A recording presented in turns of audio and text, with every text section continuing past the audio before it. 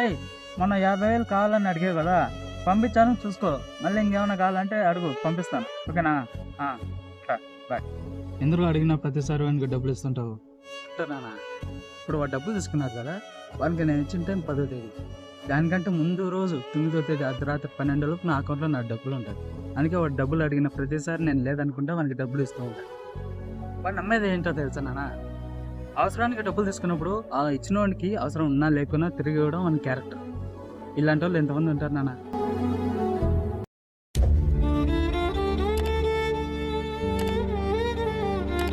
ఏట్రా ఇంకా స్కూల్ పోలేదా నువ్వు? ఇంకా ఇంత లేట్ అవుతుంది.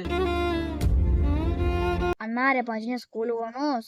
సార్ చూడు ఎట్లా కొట్టినాడో, హోంవర్క్ రాసినా రాయకపోయినా కొడుతున్నాడు. రేపు నుంచి నీతో పాటు పనికొస్తా.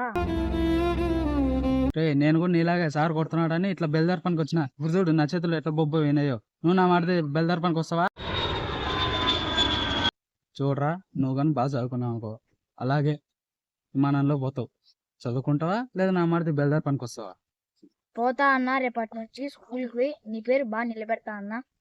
చూడరా, సార్ తిట్టాడను కొట్టాడను స్కూల్ మానేస్తే మన జీవితాలే పాడైపోతాయి.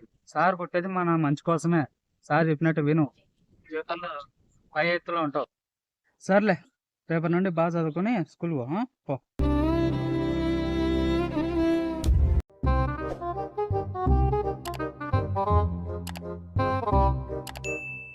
ఏంట్రా బుక్ చూస్తా ఆలోచిస్తున్నావు? వస్తున్నా. ఏం లేదున్నా, ఈ బుక్ కొన్నా 100 పేజీలు ఉంటాయన్నాడు. 50 పేజీలే ఉన్నాయి.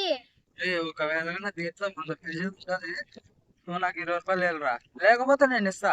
సరే పెట్టు, ఓకేనా? 98, 99, 100 దొర 100 లేవన్నా 100 ఉన్నాయి. నా 20 రూపాయలు నాకు ఇచ్చాయి. ఏదన్నా 20 రూపాయలు అని చెప్పి 10 రూపాయలు ఇస్తున్నా. ఇదిగో అన్న, ఇక్కడ ఒక 10, ఇక్కడ ఒక 10. 10 ఎంత? 20 రూపాయలే కదా. ఇదిగో అయ్యాన్ని డబ్బులు.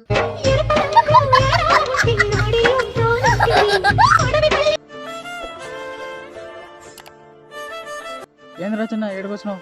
అన్న నేను ఇక్కడికి రాద్దని చెప్పినా కదా, ఏం వచ్చినావు చెప్పు. ఏం లేదు, తిన్నావో లేదో అని బిస్కెట్ ఇచ్చి నీకు వచ్చిన అన్న. ఒక్క నిమిషం రా. అబ్బా, ఇద్దామంటే ఒక్క రూపాయి కూడా లేదు. డబ్బులు ఏమంటూ ఒకసారి హగ్ చేసుకుంటా.